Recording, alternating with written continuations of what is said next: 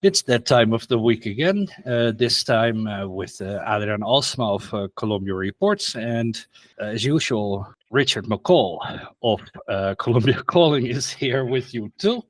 And we're going to talk about the media and President Petro, who have had a bit of a rocky relationship over the past 2 years.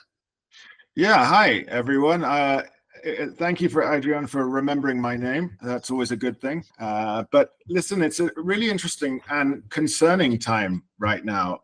You sort of expect media outlets and the press to be openly, well, I say partisan, not openly, but partisan, depending on who are their funders, who pays for them, who are their owners.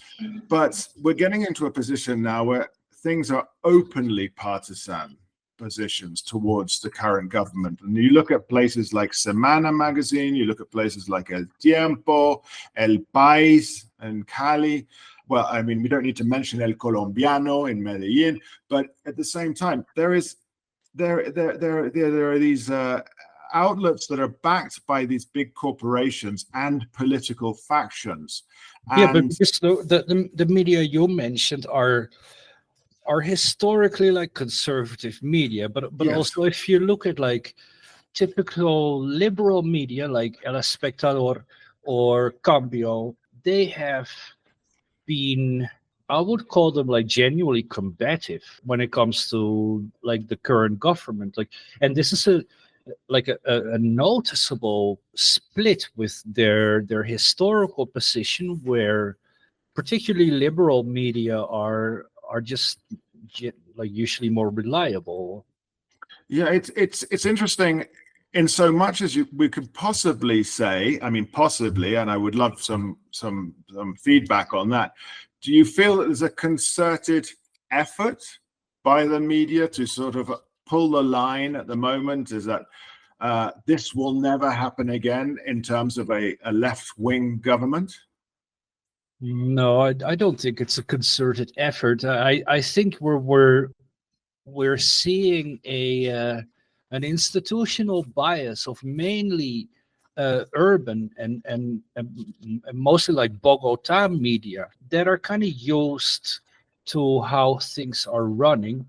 And with Petro, like who calls his government like the government of change, things are definitely running differently. Also, like when it comes to media. So if you look at like the sources that the media have always used to get their information, like Petro used to be in the opposition in Congress, which was like a wonderful source for news, because the opposition team in Congress did like really good opposition work, came up with some really good scandals, and that led to like some really good news reporting. And if you look over the past 2 years now that this sector of the political class is in government, it's like the media have no longer have access to information. So like the parties that are loyal to Petro are not as active in denouncing, for example, corruption as they were before. And the new opposition, particularly like the Conservative Party and the far-right Democratic Center Party, their opposition consists of complaining that Petro allegedly wakes up at 9 in the morning instead of 4 in the morning. My job has always been like where I read the news in the morning, and then I'm like, okay, so now I'm gonna write this, and it was like pretty easy. And I've noticed that now I've got multiple subscriptions to media, and in the morning I'm just like, well, that's not news. This is not news. This is speculation. This is quite suggestive. And I kind of hear, and some are, let's come up with some examples, because like if you look at Cambio, for example, there's one senior journalist there called Maria Jimena Dusan, a really good journalist. And she's been coming up with articles about like how Petro is a drug addict, and more recently how the brother of the director of the administrative department bought a new car allegedly because he is like sort of like lobbying or something. I didn't even understand the article, and there's like all kinds of reporting like this where I'm just a bit confused where this comes from. What is? Let's get this out there. I know we're talking about the press, but is Petro a drug addict? No. No, I don't think so either. I think he's just at times incoherent, at times exaggerating and aggressive, but I don't know if he's a drug addict. He's incoherent if if you haven't read revolutionary theory, because like if he started talking about like the Frankfurt School, like cultural Marxism the other week, Yes. which like if you put this like in an American context, this is delirious. But like for Western Marxists, assuming control of culture and of the mainstream narrative in a culture means power. So for anyone who's familiar with revolutionary theory, this is very coherent. Like this is very on topic. And in fact, like it's kind of why we're having this conversation in the first place. Yeah, you're right on that one. I did see he was mentioning the Frankfurt School as well. He does speak as if he's always making some reference, even if they're not openly referenced, like he said, the Frankfurt School. But he does always speak as if he's making some reference to a historic document.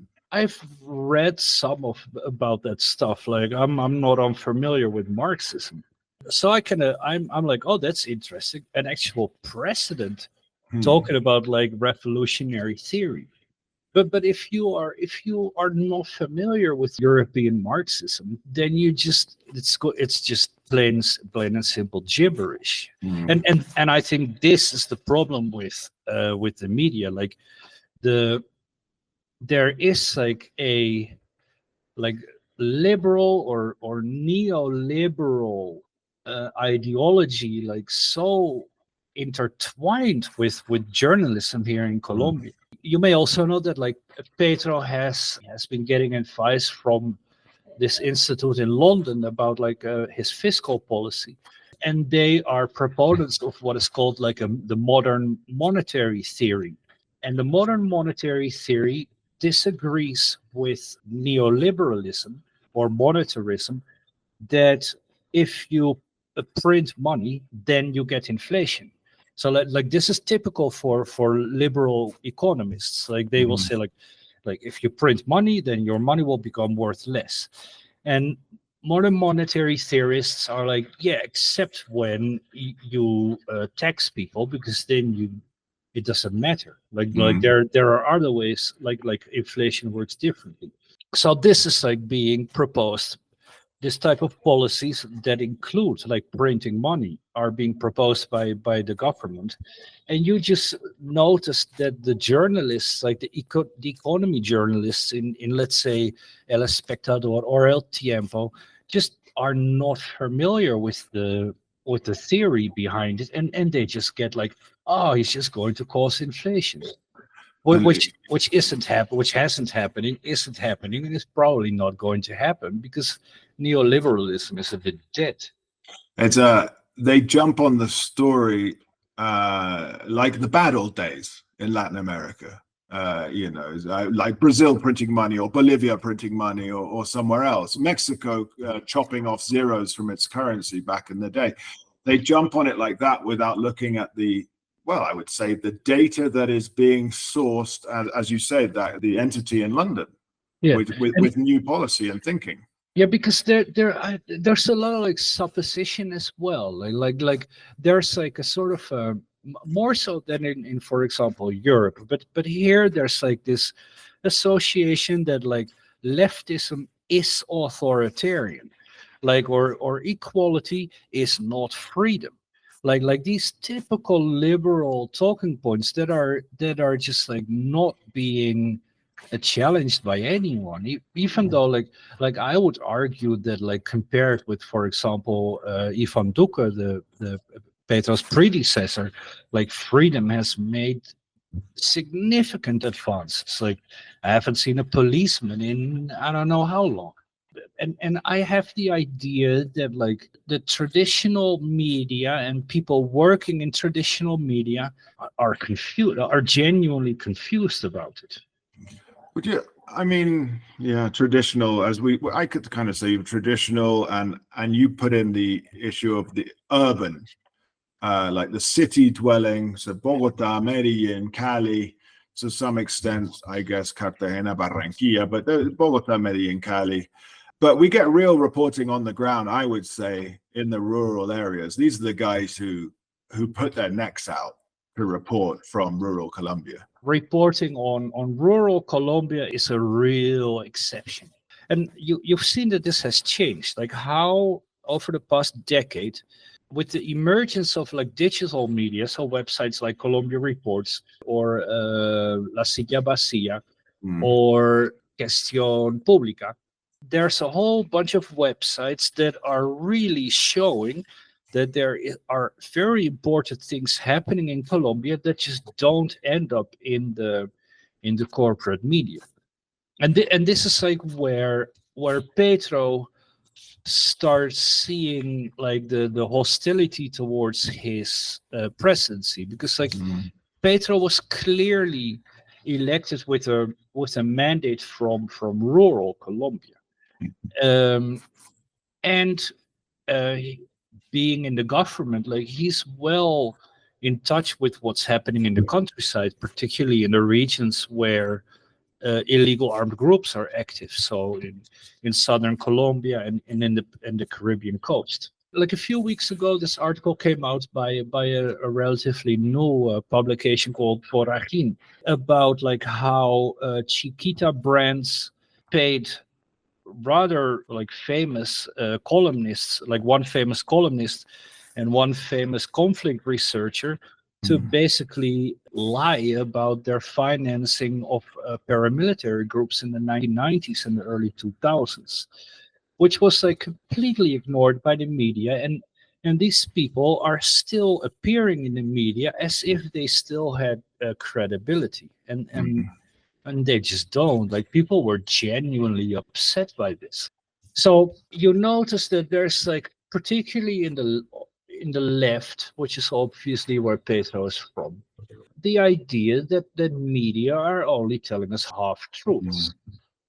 And Petro is feeling like a bit of the brunt of it, like with these weird attacks about him being a drug addict. And obviously, there have been like real news events, like the criminal investigation against his son, and now an investigation by the National Electoral Council into his presidential campaign over rather dubious claims of campaign financing.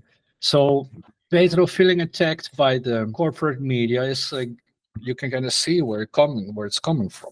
Well, first of all, I want to say that Voragine is the best out there for investigative journalism by a long distance right now. It used to be, you could find great stuff on La Silla Vacía, but I would say that shifted a bit there too. Voragine is excellent. And then for sort of personally written stuff, because I know people will ask, I do enjoy reading Los Danieles on Cambio each Sunday. But again, there's all sorts of interest there. But when you say that Petro, he's bearing the brunt of the corporate media, this obviously led to his outburst a few days ago, isn't it? That the corporate media receive funding, right? The government, there was something about it. The government helps out, but he wants to ensure that more independent media and small outlets get a fair share as well.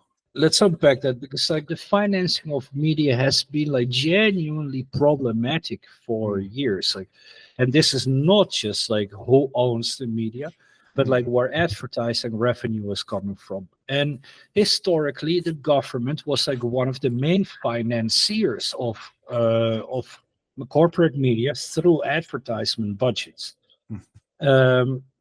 And this is where Petro made like quite a revolutionary decision last week, when he said that like the government's advertisement budget is going to be cut in three.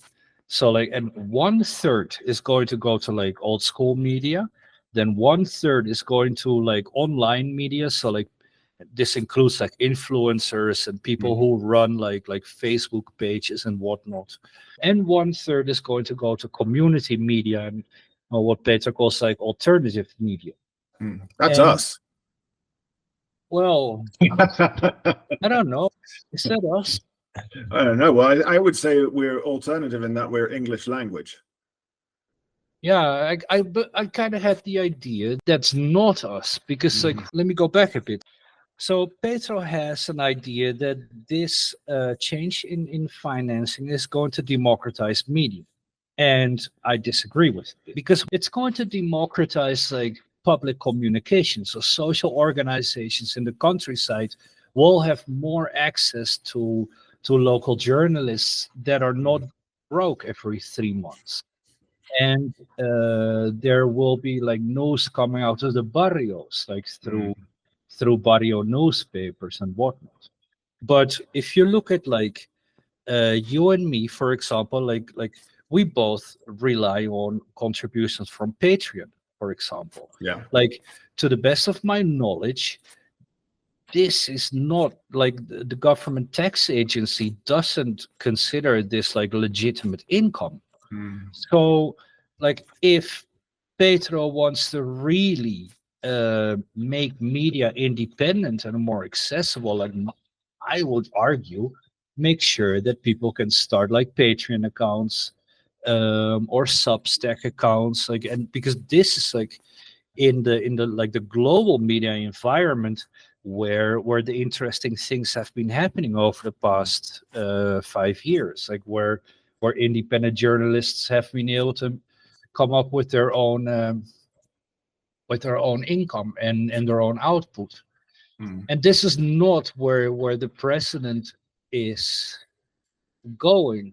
Like I think his plan is good, right? Like I think it's like a great thing. Like if like small time organizations have like an increased access to public information, but I'm worried like how like what's going to happen with the security of journalists, like how is someone from Kokuta making a complaint about corruption that involves an illegal armed group, how is that person going to be safe?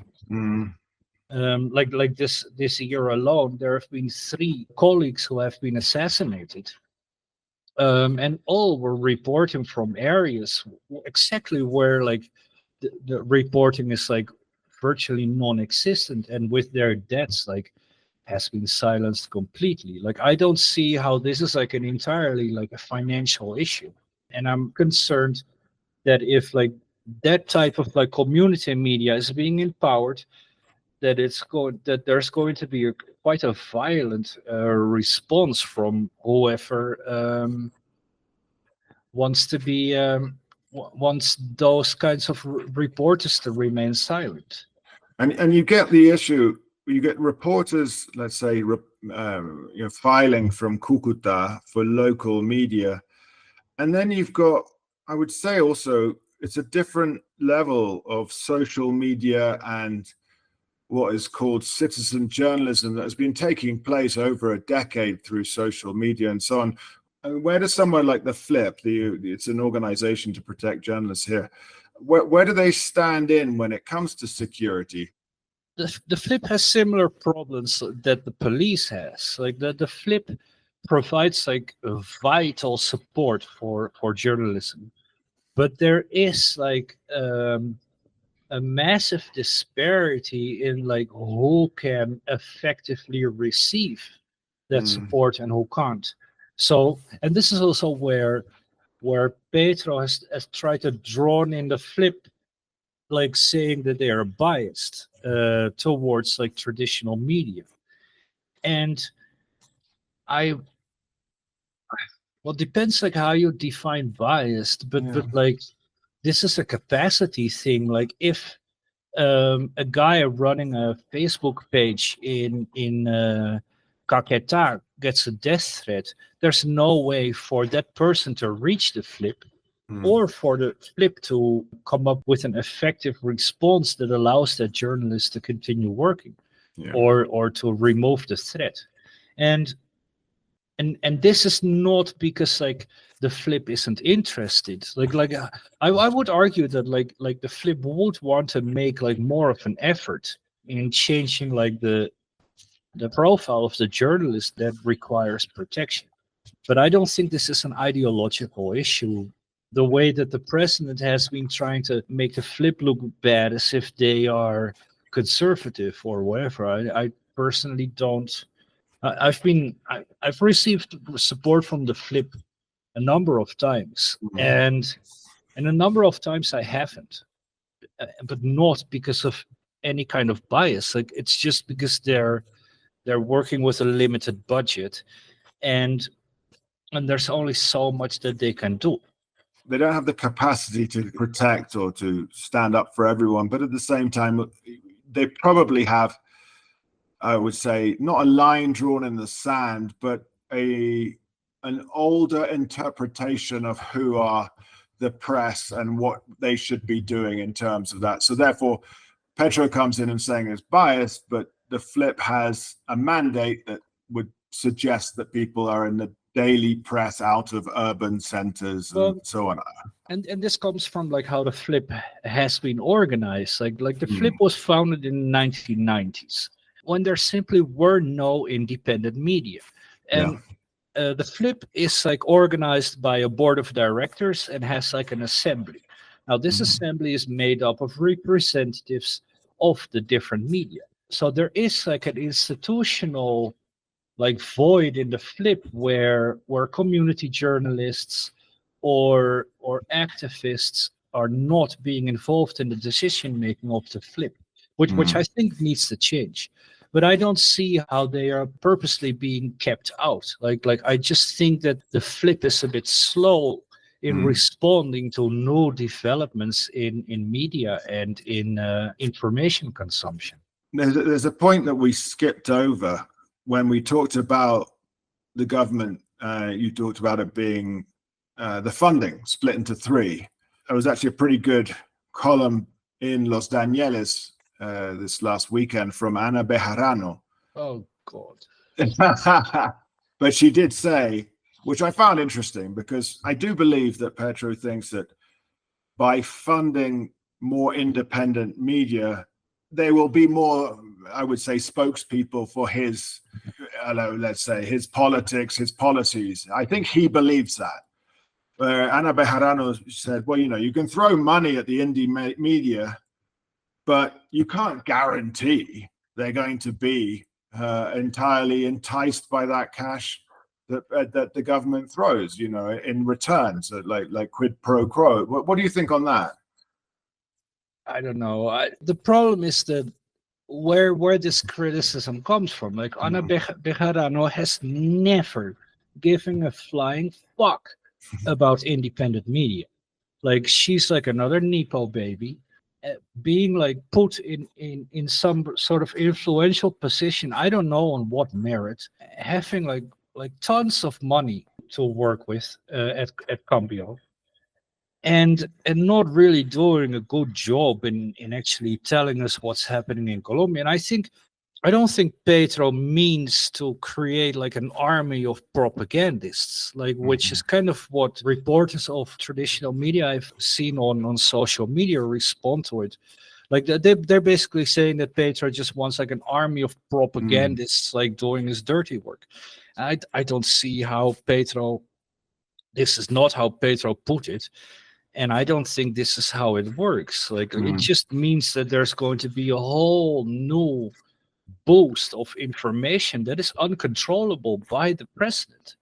Like because you will have like utter conflicts of interest between people like reporting from the south and the north, between urban and rural. And I think this is like I do think that this will benefit like democracy in Colombia. I would argue that Petro is also defunding traditional media, and that this may actually be bad for journalism in the end, because you'll get a whole bunch of kind of like toothless reporters like who don't have the budget to pursue in-depth investigations and do stuff that no media have not really found an answer to, like so like stuff that traditional media used to do and are still doing, and new media, including, for example, Colombia Reports or Colombia Calling. Like, we don't have the resources to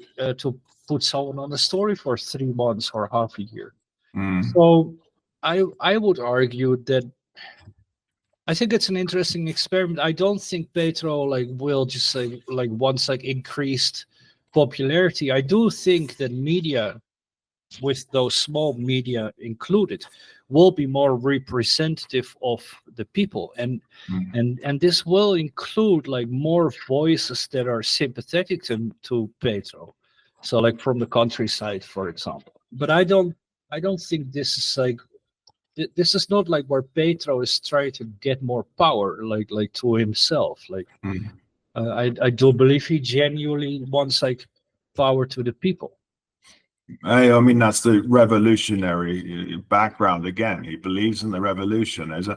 But if you say like the defunding of the media, like the mainstream stuff, I found a statistic today from the Reuters Institute, I think with Oxford or Cambridge University. There's only a 35% trust in the news here in Colombia. You found other statistics. Is it a bit higher? There's one pollster called Infamer. They work with Gallup, and they've been polling the favorability of media since I believe it's like the late 1990s. And there you see that starting in around like 2011, 2012, kind of when Facebook started coming up, and Twitter was like starting Yeah. to gain some traction. You see that from that moment on, the favorability of media went from, I believe it was like in the 70s, like down to like 45%. So like now, like the majority of people have a negative impression of media, which is a bit weird because like I don't even know what they mean with media. Like Yeah. when someone asks me like, "Do you trust the media?" Like I think this is kind of open to interpretation, like before it was clear, like we were like this was about the newspapers that Yeah. existed, but the media are like in nature like revolutionarily different compared to 20 years ago. Well, I think I'll make this far more superficial. If you take the 1990s and again the expansion of immediate news and then social media coming into it later, and I don't mean to trivialize anything, but I always remember the British or English football players getting in trouble doing bad things that they shouldn't have been doing. And their go-to response was like, "Oh, you guys in the media, you're always blowing up." I was like, "No, that's not the way this is." It's like the media could be anything from football coverage to sports coverage to entertainment coverage to anything from TV to whatsoever. It's like you can't blanket it. What you should be saying is you guys in the news. And now, of course, as well, the media, it's a different term altogether than what it was. And I think to specify those differences and contextualize them makes it far more important. And also, like, if we go back to the beginning where we agreed that there was like something happening in the media where they were reporting on issues that were kind of non-issues at the moment. Like, this is a thing.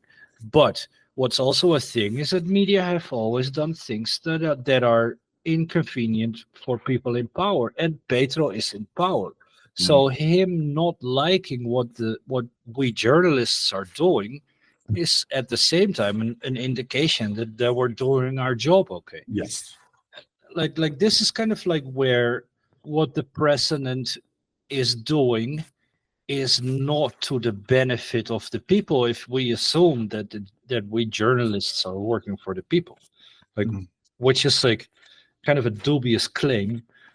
um, but I genuinely wonder if the proposals he's made with the reduction in financial support for corporate media, like I'm not convinced that this is effectively going to lead to a better like checks on power, if you know what I'm saying.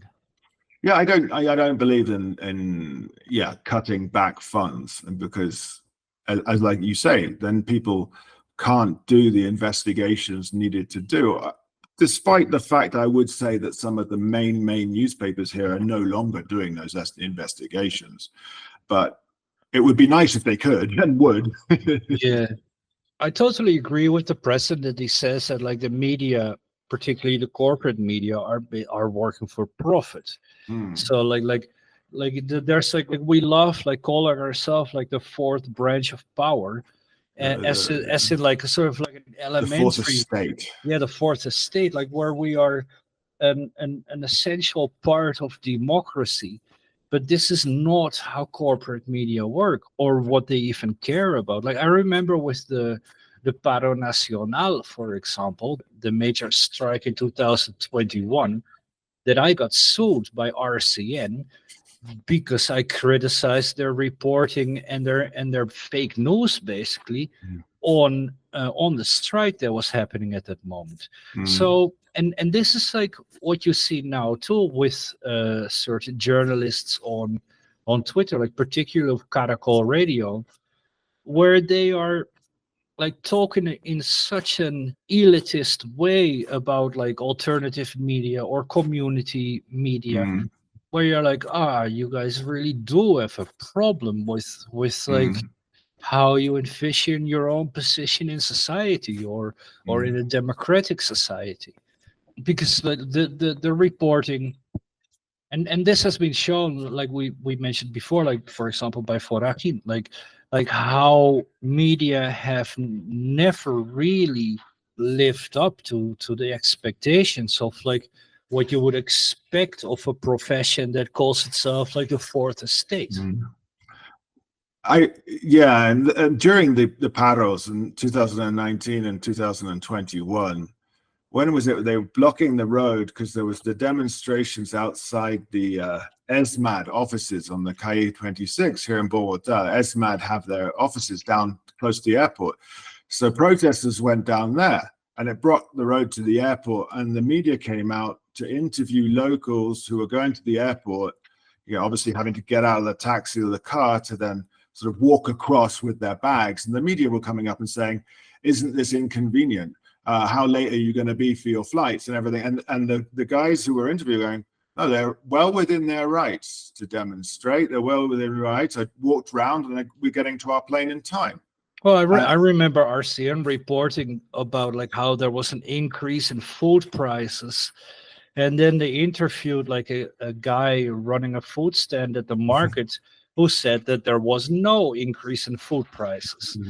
So there was like a genuinely hostile attitude. Although, like we talked about this previously, like how we've seen something similar now in American media with people protesting against the genocide in Gaza, where surprisingly, like you see a similar hostility and distortion of reality by corporate media. So I was kind of surprised that this is like not a uniquely Colombian thing. To be No, I there was one thing I can remember is when Trump got in, when he did that though, about sort of putting alternative, but it was definitely right-wing media up at the front of his press conferences and stuff. So I know, but we need a democratization of this. That was his word, wasn't it?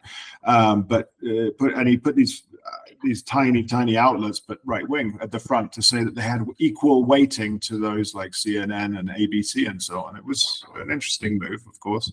But it is because also Trump clearly has a popular base, and his popularity is not being reflected, and Trump and Petro are exactly the same in that sense, ironically, where their popular support and their base are not by a long shot represented by reporting in corporate media, like or in traditional media, and where it does take a bit of an effort by the executive branch of government to give these platforms like more prominence. Like And as a journalist, this is not how I want the media to change or to Mm, be changed. Like I understand like how people in power would like to see it, but me as a journalist, uh, I would rather see a more